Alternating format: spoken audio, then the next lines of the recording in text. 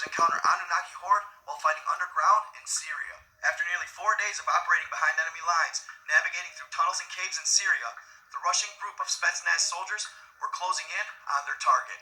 Their mission was to search and destroy ISIS freedom fighters, who according to Kremlin intel, were hauled up in a cave deep in the Syrian mountains. They had been navigating the vast network of tunnels for hours, when as they approached their objective, Captain Vasilyevich held up his fist to halt. He points to his ears and speaks into the mic. About 100 feet ahead, as they peered through the stalagmite-filled cavern, there appeared to be an opening. When listening carefully, you could hear the hum of a group of ISIS soldiers talking. According to their intel, the ISIS soldiers were set up in a small opening within the mountain system that had 2 to 3 tunnels leading to the high ground. Vasilyevich orders one of his group to go scout. He's gone about 5 minutes and comes back and relays that there's 50 to 60 soldiers with their guard down in this cavern. And you know the drill, my people. For entertainment purposes only, what I present to you may or may not be true. I just give the details and let you decide. Enjoy this one. It's the perfect opportunity. These freedom fighters aren't even expecting what's coming. Vasilyevich then orders them to move towards the cavern, and they do so quietly. When they get to the opening, they ambush the ISIS freedom fighters, taking all of them out. They continued sweeping the rest of the cavern to make sure they had neutralized all the threats. And they did. Vasilyevich was just about ready to radio mission success back to the headquarters, when suddenly he hears something. It seems to be beeping and chirping sounds from the cavern adjacent to the one they were in. He gets in the ready formation and tells his men to move forward. He detailed in his report later that it reminded him of some form of primitive Morse code. He and his crew of 15 moved forcefully to the next cavern over. This cavern was even bigger than the one they were just in. Their ceilings were 100 meters high, and they couldn't believe what they were seeing.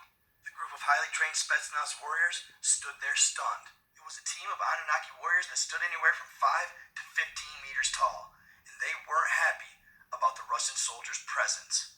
You could hear the sound of what seemed like a laser being fired from a plasma weapon echo from the cavern walls. Vasilyevich looks to his left, and one of his soldiers disintegrates before his eyes to a pile of nothing. Anunnaki warriors gained the advantage in a matter of seconds. They were laying it on thick as the golden rays from their particle beams illuminated the cavern walls. Vasilyevich watched as 8 of his men were reduced to nothing. And as the Russians fired upon their enemy, the captain quickly realized that their bullets had no effect on the exoskeleton of the Anunnaki. They simply bounced off. Atazits, he yells, as he knew they didn't stand a chance. So he and the remaining men started to flee. The Anunnaki warriors began their pursuit. They were out for blood. They continued to outflank them throughout the network of tunnels. It was as if they knew them like the back of their hand.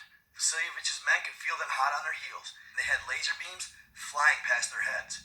One, then another, then another. 3 more of his men go down. As they stumble through the underground caves, 2 more of his men go down. Now it's just Vasilyevich and 1 man remaining.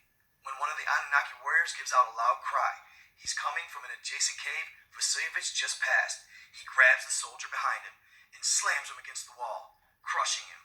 Fear swarms over Vasilyevich's body at the sight. There's only 50 feet left. He gets a burst of adrenaline and sprints towards daylight. He can hear one of the Anunnaki giant's footsteps just feet behind him when he bursts through the opening. He stumbles and falls to his stomach, just waiting for the foot of one of the warriors to crush him.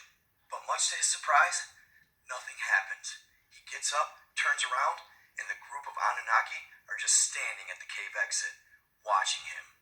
He turns and continues running with everything he has. Surprised, they're not pursuing him.